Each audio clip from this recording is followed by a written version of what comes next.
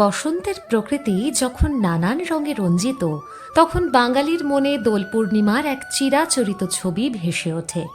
সময়ের বিবর্তনে উদযাপনের ধরনে আধুনিকতার ছোঁয়া লাগলেও শিকড়ের টান আজও অমলিন। অরণ্য শহর ঝাড়গ্রামের পূর্বাশা ক্লাবের সাম্প্রতিক উদ্যোগটি সেই হারানো আভিজাত্যকেই যেন পুনঃপ্রতিষ্ঠা করল। খোল করতাল আর শ্রীখোল খঞ্জনির ছন্দে নগর পরিক্রমা করে তারা মনে করিয়ে দিলেন, উৎসবের প্রকৃত মাধুর্য নিহিত থাকে তার সারল্যে এবং সকলকে আপন করে নেওয়ার আন্তরিকতায়। উচ্চ কম্পাঙ্কের যান্ত্রিক সঙ্গীতের ভিড়ে পদাবলী কীর্তনের এই সুর যেন এক পশলা স্নিগ্ধ বাতাসের মতোই ধরা দিল জনমানুষের। পরিবেশটা ভীষণ সুন্দর, ভীষণ সুন্দর। মানে এরকম পরিবেশ যে পাবো ভাবতেও পারিনি, যে দোলের সময় এই জায়গাটায় এসে পলাশ তার সঙ্গে দোল, ভীষণ আমরা অভিভূত।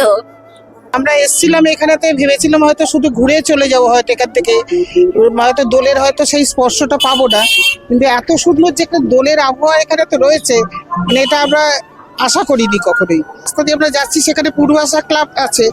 এই পূর্বাশা ক্লাবে যে মানে মানুষরা এত সুন্দর এবং তাদের এত ভালোবাসা, এটা অভাবনীয়। ভারী ভালো লাগলো, ভারী ভালো লাগলো, মানে যেটা ভাষায় প্রকাশ করা যাবে না। দোল বা হোলি খেলার আদি উৎস খুঁজতে গেলে আমাদের ফিরে যেতে হয় পৌরাণিক আখ্যান ও বৈষ্ণব দর্শনের গভীর আধ্যাত্মিকতায়। বৃন্দাবনের শ্রীকৃষ্ণের রাধিকার সঙ্গে ভাগ খেলা ছিল অন্তরের ভক্তি আর প্রেমের বহিঃপ্রকাশ। প্রাচীন ভারতে এই উৎসবের মূল বার্তা ছিল অশুভ শক্তির বিনাশ এবং সম্প্রীতির মেলবন্ধন।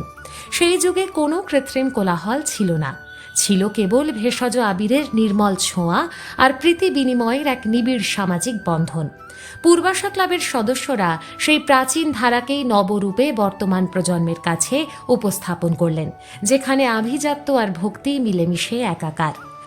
পুরনো সংস্কৃতি ছিল, সেটাকে ফিরিয়ে আনাটাই আমাদের আজকে বার্তা ছিল বসন্ত উৎসব পূর্বাশা ক্লাবের মাঝপন্থে।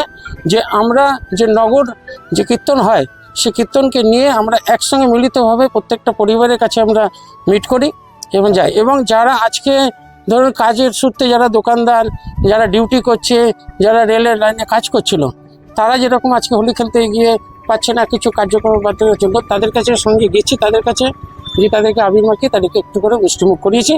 অনেকেরই ইচ্ছে হয় এই বসন্ত উৎসবে সামিল হতে, কিন্তু বিভিন্ন কাজের চাপে তাদের রুটির জন্য বা বয়স্ক ব্যক্তিরা বাড়ির থেকে বেরিয়ে সামিল হতে পারেন না।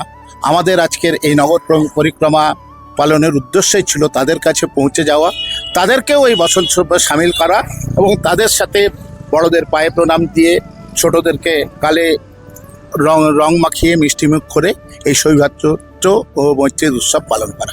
পূর্বাশা ক্লাবের এই আয়োজনের নেপথ্যে লুকিয়ে আছে আরও এক গভীর মানবিক দর্শন। উৎসব যখন সমাজকে রাঙিয়ে দেয়, তখন একদল মানুষ নিজেদের পেশাগত দায়িত্বে অবিচল থাকেন। সে ট্রাফিক পুলিশ হোক কিংবা রেল লাইনে কর্মরত শ্রমিক। সেই মানুষগুলি যারা দিনরাত পরিশ্রম করে অন্যের সংসারে রঙের পসরা পৌঁছে দেন, তারা যেন উৎসবের আনন্দ থেকে বঞ্চিত না হন, তা নিশ্চিত করাই ছিল এমন উদ্যোগের সার্থকতা।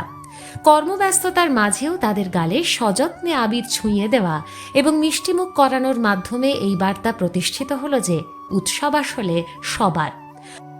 আমরা কাজের মধ্য দিয়ে কোথাও যেতে পারছি না, তাই জন্য পূর্বাশা ক্লাব এসে রং মাখিয়ে আমাদেরকে করলো এবং খুব ভালো লাগছে। ক্লাব আমার সঙ্গে থাকে সবসময়। আধুনিক যন্ত্রানুষঙ্গ সরিয়ে রেখে ঐতিহ্যের সুরে যে আনন্দ ধারা প্রবাহিত হয়, তাই সমাজকে এক মানবিক ঐক্যের সুতোয় বেঁধে ফেলে। কদমকানন সংলগ্ন অঞ্চল পরিক্রমায় পূর্বাশা ক্লাব প্রমাণ করল যে উৎসবের সার্থকতা কেবল আনন্দ উদযাপনে নয়, বরং ব্রাত্যজনদের সামিল করে নেওয়ার মহানুভবতায়। ঐতিহ্যের এই ধারা বয়ে চলুক আগামীর পথেও, যেখানে রঙের ছোঁয়াতেই ঘুঁচে যাবে যাবতীয় ভেদাভেদ।